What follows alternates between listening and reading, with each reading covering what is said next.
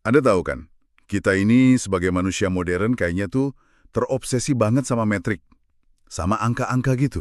Benar, semua harus bisa diukur ya. Iya persis, terutama pas kita ngomongin soal batas antara kehidupan dan kematian. Maksudnya, ada ekspektasi soal kepastian medis yang mutlak gitu loh. Yang hitam putih. Betul. Seseorang bernapas, paru-parunya ngembang, jantungnya mompa darah, ya kita sepakat dia hidup. Tapi pas napasnya berhenti. Monitor detak jantungnya di rumah sakit itu nunjukin garis lurus ya. Nah iya, dokter ngelihat jam, terus ngumumin waktu kematian. Terus kita langsung mikir, ya udah, itu final. Titik akhir, waktunya habis. Itu pandangan yang sangat biner ya sebenarnya. Kita tuh emang suka banget sama kenyamanan dari hal-hal yang bisa dikategorikan secara fisik gitu. Iya, karena itu gampang dicernakan. Selesai. Logika materialistis kita menuntut pembuktian yang bisa dilihat mata. Tepat. Dan jujur aja, itu lumayan bikin akal kita tenang. Kita jadi tahu di mana kita berdiri. Tapi, gimana kalau sistem pengukuran kita itu sebenarnya cacat? Wah, ini pertanyaan berat nih. Maksudnya, gimana kalau garis lurus di monitor medis itu bukan akhir, tapi malah kayak sekedar garis start gitu? Garis start buat eksistensi yang dimensinya sama sekali nggak bisa ditangkap mesin apapun di bumi ini. Itu pertanyaan yang benar-benar mengganggu zona nyaman kita ya. Karena itu maksa kita buat meruntuhkan atau minimal mempertanyakan ulang definisi dasar kita tentang apa itu realitas. Dan persis itulah yang bakal kita bongkar hari ini.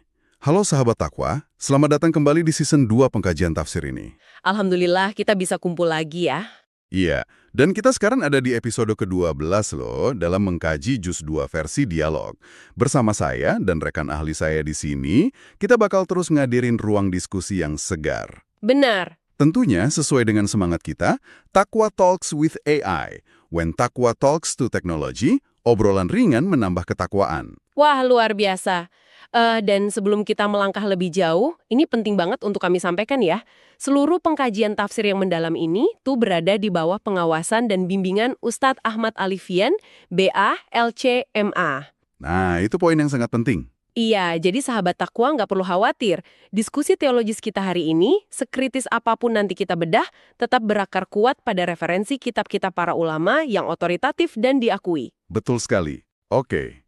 Jadi fokus eksplorasi kita hari ini bertumpu pada satu ayat yang menurut saya sangat revolusioner ya.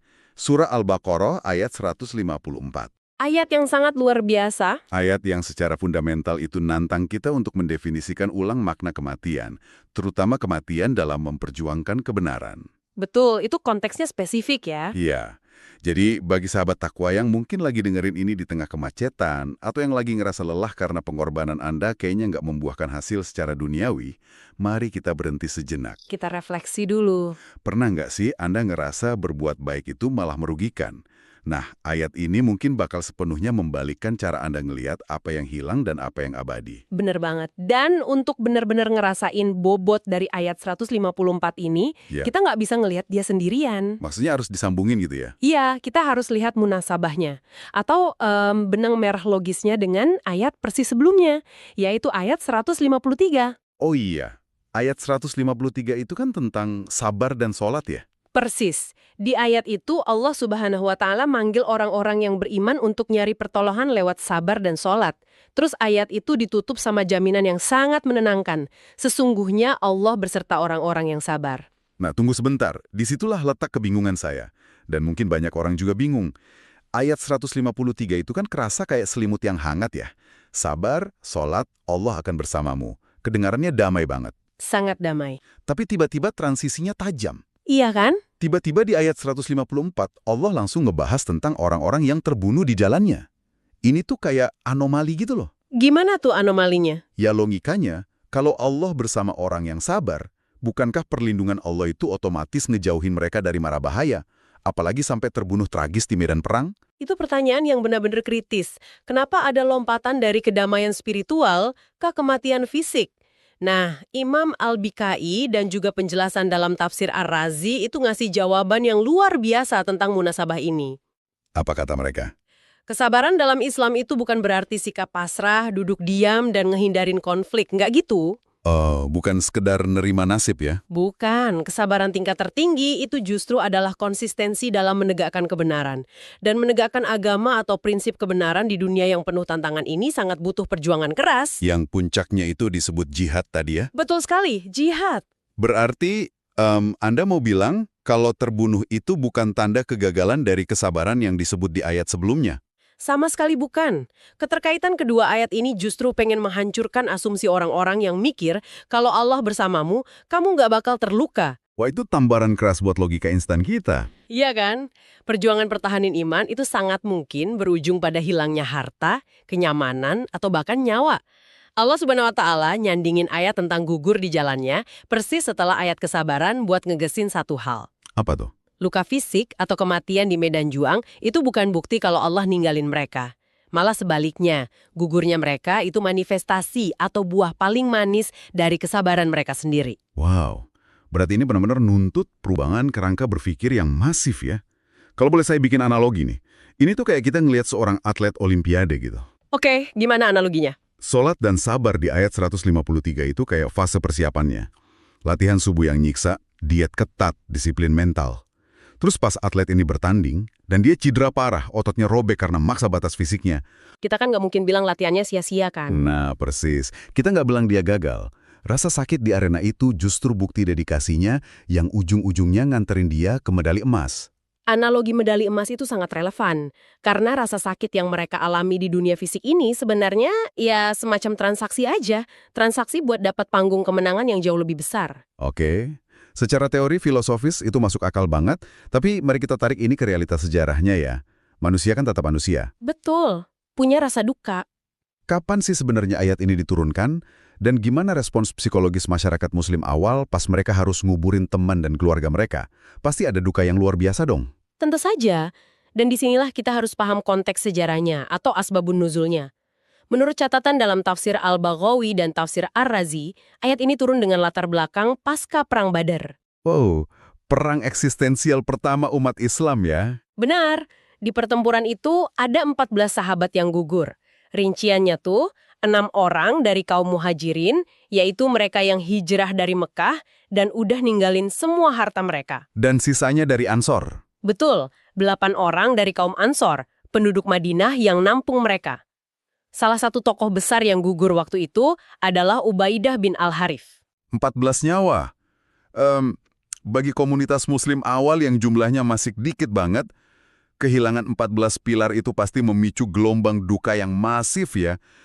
Saya bisa bayangin obrolan orang-orang di jalanan Madinah waktu itu. Sangat masif. Dan yang bikin situasinya makin berat, itu narasi publik yang berkembang saat itu. Narasi publik gimana maksudnya? Jadi masyarakat saat itu, terutama yang imannya masih lemah atau kaum munafik, mereka mulai ngembusin opini beracun gitu loh. Wah, semacam nyinyiran ya. Iya, mereka ngeliat jenazah-jenazah itu terus bilang, kasian banget si Fulan mati sia-sia, hilang udah semua kenikmatan dunianya, dia ninggalin istri yang jadi janda, anak-anak yatim, dan hartanya melayang. Astaga, itu komentar yang sangat pragmatis ya, dan jujur aja materialistis banget. Tapi ya bisa dipahami sih kenapa mereka mikir gitu, karena tolak ukur mereka cuma apa yang kelihatan secara fisik. Tepat sekali.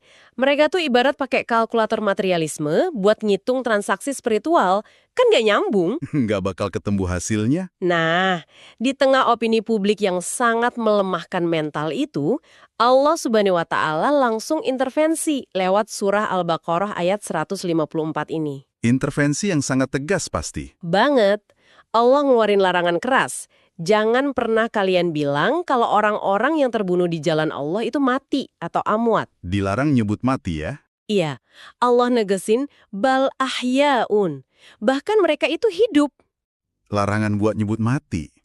Itu pernyataan yang berani banget. Tapi, mari kita coba skeptis sebentar ya. Mewakili sahabat takwa yang mungkin masih susah nyerna ini. Silakan, silakan. Kita kan ngeliat jasad mereka. Terluka, berdarah, terus dimasukin ke liang lahat, ditutupin tanah. Kalau mereka dilarang disebut mati, wujud kehidupan kayak apa yang lagi mereka jalanin? Karena jelas jantungnya udah nggak berdetak. Untuk nyingkap misteri soal wujud kehidupan ini, kita bisa merujuk ke penjelasan mufasir besar kayak Ibnu Katsir dan At-Tabari. Apa kata beliau-beliau? Mereka mengutip hadis otentik riwayat Sahih Muslim.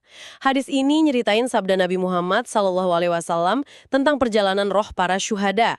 Nabi jelasin kalau roh mereka itu ada di dalam rongga burung-burung hijau. Tunggu sebentar. Burung hijau? Iya, burung hijau. Wah, bagi telinga manusia modern zaman sekarang, visualisasi ini mungkin kedengeran agak surrealis ya. Kayak kiasan di cerita fantasi kuno gitu. Kenapa harus burung? Dan kenapa warnanya hijau? Itu reaksi yang sangat wajar. Apa ini dipahami secara harfiah atau ada maknanya? Banyak ulama yang ngejelasin kalau ini bukan sekedar burung biologis kayak yang suka nangkring di pohon depan rumah kita ya. Oh, syukurlah, saya sempat bingung tadi. Iya, ini tuh bentuk wadah atau kendaraan bagi roh di dimensi yang berbeda. Kenapa burung? Karena burung adalah simbol kebebasan mutlak. Terlepas dari gravitasi, bisa melayang tanpa batas. Masuk akal juga. Di dunia, roh kita kan terkurung sama tubuh fisik yang berat ya. Tubuh yang bisa sakit, lelah, lapar. Di sana, roh para syuhada dikasih wadah yang melambangkan kebebasan tertinggi. Terus kenapa warnanya hijau? Warna hijau itu dalam banyak teks Islam ngelambangin vitalitas, kehidupan abadi, dan elemen utama dari surga itu sendiri. Oh, saya paham sekarang. Jadi ini tentang perpindahan ya, dari tubuh yang ngebatasin gerak kita menuju eksistensi yang sepenuhnya merdeka. Terus, apa yang dilakuin sama burung hijau ini di sana? Mereka nggak cuma diam loh. Hadis itu ngelanjutin kalau burung-burung ini terbang bebas menjelajahi surga. Wah, jalan-jalan di surga. Benar, mereka nikmatin buah-buahan surga, minum dari sungai-sungainya yang jernih, dan kalau mereka mau bernaung, mereka bersarang di lampu-lampu atau lentera bercahaya keemasan. Lentera di mana tuh? Tergantung langsung di bawah arsy, yaitu singgasana Allah Subhanahu wa Ta'ala. Ya ampun, berada langsung di bawah singgasana Sang Pencipta, itu tingkatan privilege yang bener-bener susah diukur pakai kata-kata ya? Sangat luar biasa kedekatannya. Ini kebalikan total dari nyinyiran kaum munafik di Madinah tadi, yang bilang mereka hilang kenikmatan. Jauh dari kata kehilangan, mereka justru dapat upgrade eksistensial yang nggak terhingga. Tapi ada satu adegan klimaks di hadis ini yang jauh lebih mengejutkan. Ada lagi? Apa itu? Di tengah segala kenikmatan puncak itu, Allah Subhanahu wa Ta'ala ngedatengin roh para syuhada ini dan nanya ke mereka, apa yang kalian inginkan? Apakah ada sesuatu yang kalian minta? Wah, secara logika mah apalagi yang mau diminta ya? Mereka kan udah punya akses tak terbatas ke surga, terus ada di bawah arsy. Pasti mereka bingung tuh mau jawab apa. Bener banget, awalnya mereka juga bingung. Mereka jawab, ya Rob kami, apalagi yang bisa kami inginkan sementara engkau telah memberikan kami apa yang tidak engkau berikan kepada seorang pun dari ciptaanmu. Iya kan, ngerasa udah punya semuanya, nggak ada ruang buat keinginan baru. Nah tapi, Allah nanya pertanyaan yang sama itu sampai 3 kali ke mereka. Pas mereka sadar kalau mereka emang harus ngajuin sebuah permintaan, coba tebak apa yang mereka minta. Aduh, saya bener-bener nggak bisa nebak. Tambahan istana gitu? Atau minta tingkat surga yang lebih tinggi lagi? Sama sekali bukan. Terus apa dong? Mereka jawab gini, ya Rabb kami ingin engkau mengembalikan roh kami ke dalam jasad kami di dunia agar kami bisa terbunuh lagi di jalanmu untuk yang kedua kalinya. Tunggu. Iya, mau terbunuh lagi. Wah, saya sampai merinding loh dengernya.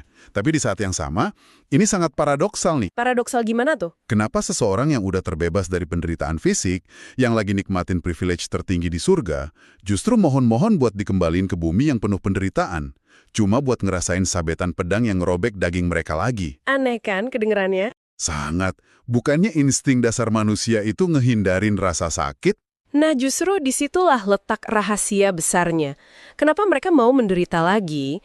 Karena di alam sana, perhitungan nilainya itu berubah total. Berubah gimana? Pas mereka ngerasain dan ngeliat dengan nyata seberapa besar cinta, kemuliaan, dan pahala yang Allah kasih sebagai ganti nyawa mereka tuh sadar. Sadar kalau rasa sakit fisik pas ditebas pedang tuh sama sekali nggak sebanding. Wah, mind-blowing. Kenikmatan ridha Allah itu miliaran kali lipat lebih memabukkan dan lebih nikmat dari trauma kematiannya. Rasa sakit itu ibarat mata uang yang sangat murah buat beli sesuatu yang mahal banget. Makanya mereka ketagihan buat bayar lagi. Jadi rasa sakit di medan perang itu udah nggak dilihat sebagai penderitaan ya, melainkan kunci akses menuju euforia spiritual yang absolut. Gila. Konsep yang sangat dalam. Sangat dalam dan meruntuhkan logika material kita. Tapi saya harus narik diskusi ini balik ke pijakan realitas fisik kita nih. Walaupun kisah burung hijau dan lentera tadi sangat indah, ada bagian dari otak kita yang kayak nolak gitu loh. Nolak karena lihat faktanya beda ya? Iya, secara empiris, jenazah itu tetap membusuk di tanah. Ahli warisnya tetap ngebagiin harta peninggalannya. Istrinya tetap nangisin kepergiannya. Terus gimana kita bisa merekonsiliasi fakta fisik di depan mata ini sama klaim teologis kalau mereka lagi terbang di surga? Kebingungan Anda itu persis dijawab sama Allah Subhanahu wa Ta'ala di penghujung ayat 154 itu sendiri. Walakin la tash'urun, tetapi kamu tidak menyadari. Tidak menyadari ya? Iya. Syekh Muhammad Al-Amin Asy-Syinkiti dalam karya besarnya Adwaul Bayan itu ngelakuin bedah filosofis yang tajam banget soal kontradiksi ini. Beliau ngejelasin kalau kehidupan para syuhada ini adanya di alam barzakh. Barzakh, alam transisi antara dunia material dan akhirat kelak ya? Betul sekali. Dan alam barzakh ini pastinya punya hukum fisika yang beda sama kita kan? Sama sekali berbeda. Sistem operasi alam barzakh itu nggak bisa diakses, dideteksi, atau dicerna sama perangkat panca indera manusia yang masih hidup di dunia. Ibarat beda frekuensi gitu ya? Nah, iya. Terus buat ngejembatanin keterbatasan rasio kita, Syekh Asy-Syinkiti ngasih sebuah analogi yang menurut saya brilian banget. Beliau ngajak kita ngerenungin fenomena mimpi pas seseorang lagi tidur. Oh, menarik nih. Mari kita bedah bareng analogi mimpi ini. Gini, bayangin ada orang yang lagi tidur terlelap di kamar Anda. Kalau Anda ngelihat fisiknya, dia kan tampak diam ya. Iya benar. Matanya terpejam, napasnya melambat, badannya mematung. Dari kacamata Anda sebagai pengamat, orang ini kan nggak lagi ngelakuin aktivitas apa-apa. Tubuhnya tunduk sama hukum fisika di atas kasur itu. Ya, dia kelihatan nggak sadar sama sekali. Benar-benar pasif. Tapi, di dalam kesadaran dan dimensi orang yang lagi mimpi itu, realitanya 100% beda loh. Beda karena dia ngerasain hal lain di mimpinya. Persis, di alam mimpinya, dia mungkin lagi dikejar ancaman bahaya sampai ketakutan setengah mati. Atau dia lagi makan hidangan luar biasa lezat dan bisa ngecap rasa manisnya. Atau lagi ngobrol ketawa ketiwi sama sahabat lamanya. Ah, iya ya. Emosi, gerakan, kebahagiaan di mimpi itu kerasa nyata banget buat yang ngalamin. Tepat. Saya ngerti arahnya nih. Tapi tunggu, saya mau nguji batas analogi ini boleh ya? Silakan, harus kritis. Mimpi itu kan pada dasarnya cuma reaksi kimia dan sinyal listrik di otak fisik kita ya. Kalau otak fisiknya mati, ya mimpinya berhenti dong. Terus gimana ini bisa ngejelasin jiwa orang mati yang jasadnya udah busuk dan otaknya nggak berfungsi? Wah, analisis yang sangat tajam. Dan justru disinilah letak batas analoginya yang nganterin kita pada pemahaman yang lebih tinggi. Gimana tuh? Kalau di dunia ini aja, di mana mimpi sangat bergantung sama otak biologis, kita sama sekali nggak bisa ngeliat atau ngerasain apa yang dialamin jiwa orang yang tidur di sebelah kita. Benar kan? Iya benar. Kita cuma bisa lihat dia merem doang. Nah, kalau gitu, dengan arogansi macam apa kita nuntut buat bisa ngelihat realitas alam barzakh pakai mata kepala kita sendiri? Waduh, kena banget itu. Di barzakh, jiwa tuh udah nggak butuh perangkat keras berupa otak biologis dunia. Jiwa itu ditransfer ke sebuah server eksistensi yang jauh lebih canggih dan absolut ciptaan Tuhan. Wow, itu perspektif yang sangat mencerahkan. Jadi analogi mimpi ini bukan buat nyamain mekanismenya ya, tapi buat ngebuktiin kalau panca indera kita ini tuh terbatas banget. Bahkan buat memahami dimensi di sebelah kita sendiri. Bener banget. Apalagi mahamin dimensi barzakh. Iya ya, mikirin mimpi orang sebelah aja kita nggak sanggup, apalagi mikirin barzakh. Makanya, karena keterbatasan perangkat indrawi kita itulah, kayak yang ditegasin di tafsir Ibnu Utsaimin, kita dituntut buat punya yang namanya ketundukan rasional. Ketundukan rasional? Maksudnya akal kita diajak buat berbesar hati, ngakuin kebodohannya sendiri di hadapan alam gaib gitu. Tepat sekali. Akal manusia itu alat yang luar biasa hebat, tapi dia punya garis batas. Ibarat teleskop paling canggih sedunia pun, tetap nggak bakal bisa ngelihat apa yang ada di balik tembok beton, kan? Oh iya, sebagus apapun alatnya, tetap terhalang materi fisik ya? Iya. Jadi kita nggak boleh maksain logika 3 dimensi kita buat ngehakimi teks wahyu yang datang dari pencipta semua dimensi. Benar-benar. Kita tuh harus nerima dengan kepasrahan seorang hamba kalau para syuhada itu hidup dan dapat rezeki dari Allah. Lewat mekanisme yang hakikat rinciannya cuma dikuasain sama Allah Subhanahu wa Ta'ala. Wah, ini pemaparan yang sangat komprehensif. Tapi sekarang, mari kita turunin teori dan teologi tingkat tinggi ini ke bumi ya, ke kehidupan sahabat takwa sehari-hari. Boleh, mari kita aplikasikan. Mayoritas dari kita yang lagi dengerin ini kan pekerja kantoran, mahasiswa, ibu rumah tangga. Kita nggak lagi berdiri di padang pasir pegang pedang kan? Iya, kita pegangnya laptop sama daftar belanjaan. Nah itu, gimana kita bisa ngaplikasiin esensi peperangan dari ayat 154 ini di era modern? Apa sih maksud dari visabilillah hari ini tuh? Pertanyaan yang sangat krusial, biar ayat ini nggak cuma jadi dongeng masa lalu. Mengutip kembali pemaparan tafsir Ibnu Utsaimin, konsep berjuang di jalan Allah atau visabilillah itu sama sekali bukan tentang kebanggaan personal, heroisme, atau nasionalisme buta buat bela kelompok sendiri. Jadi bukan sekedar bela golongan ya. Terus esensinya apa? Esensinya adalah ngerahin seluruh daya hidup kita supaya kalimat Allah Subhanahu wa Ta'ala, yaitu nilai-nilai kebenaran, keadilan, dan ketakwaan, jadi yang paling tegah di bumi, dimanapun profesi Anda. Oh gitu. Berarti medan perangnya udah berubah, tapi prinsip pengorbanannya tetap sama ya? Persis. Dan ini nyambung sama pandangan Imam As-Sa'di. Dalam tafsir As-Sa'di, beliau ngasih pendekatan psikologis yang indah banget soal ini. Gimana kata beliau? Beliau nyatain kalau seorang manusia yang berakal sehat itu nggak bakal pernah rela ngelepasin sesuatu yang dia cintai.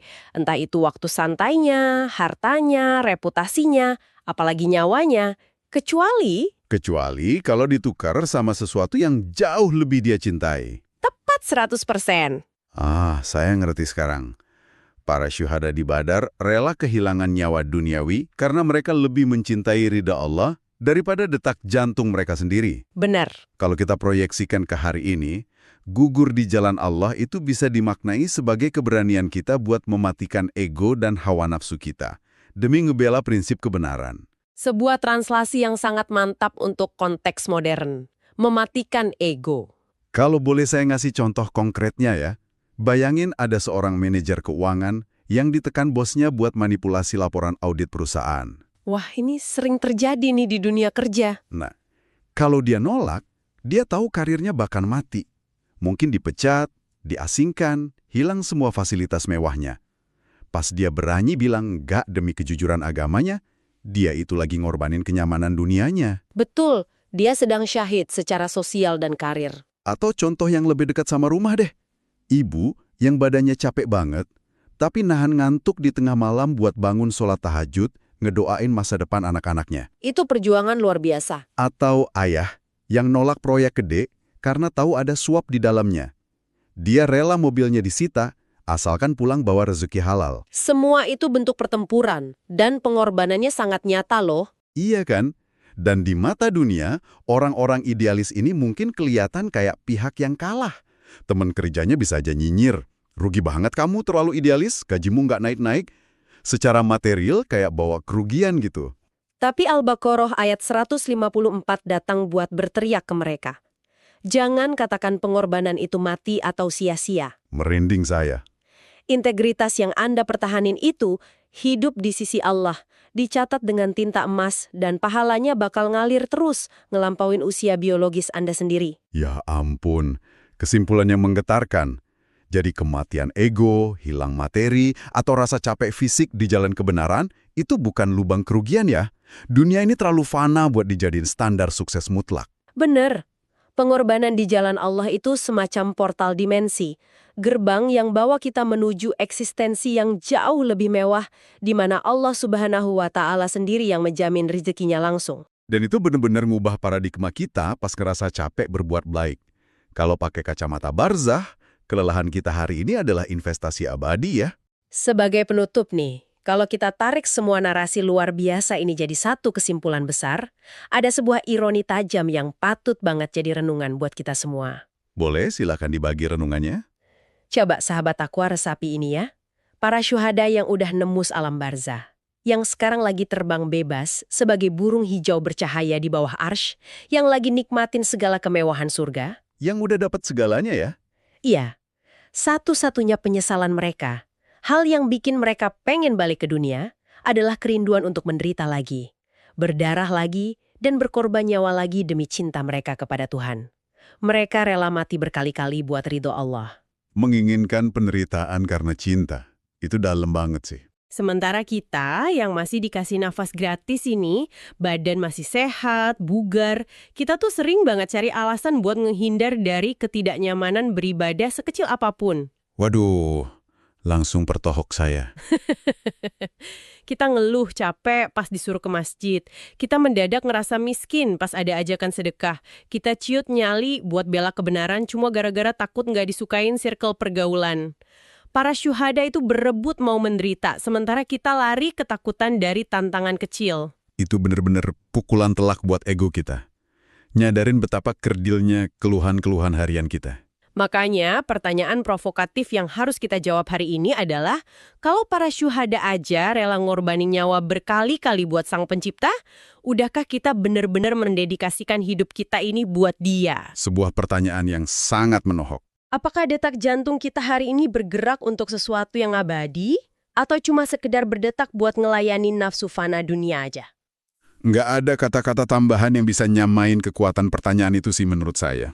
Sebuah refleksi yang saya yakin bakal terus membayangi pikiran kita semua, bahkan setelah kita tutup perbincangan ini dan balik ke kesibukan masing-masing. Semoga jadi pengingat yang baik ya buat kita semua. Amin. Sahabat Takwa, perbincangan kita hari ini udah ngebuktiin ya kalau monitor detak jantung di rumah sakit itu mungkin bisa mastiin tubuh biologis kita fungsi. Tapi cuma Al-Quran yang bisa nanya langsung ke kita, apakah jiwa Anda benar-benar hidup? Luar biasa. Kami ngucapin terima kasih yang sedalam-dalamnya karena Anda udah rela ngalokasiin waktu berharga Anda buat ikut membedah materi berat tapi indah ini bareng kita. Betul, terima kasih banyak sahabat Takwa. Jangan lupa ya buat terus nyimak kelanjutan dari rangkaian kajian kita di masa mendatang. Dan selalu ingat, semangat yang nyatuin kita, Takwa Talks with AI, when Takwa Talks to Technology, obrolan ringan menambah ketakwaan. Sampai jumpa kembali, dan apapun profesi atau tantangan Anda hari ini, pastiin Anda benar-benar hidup di jalannya.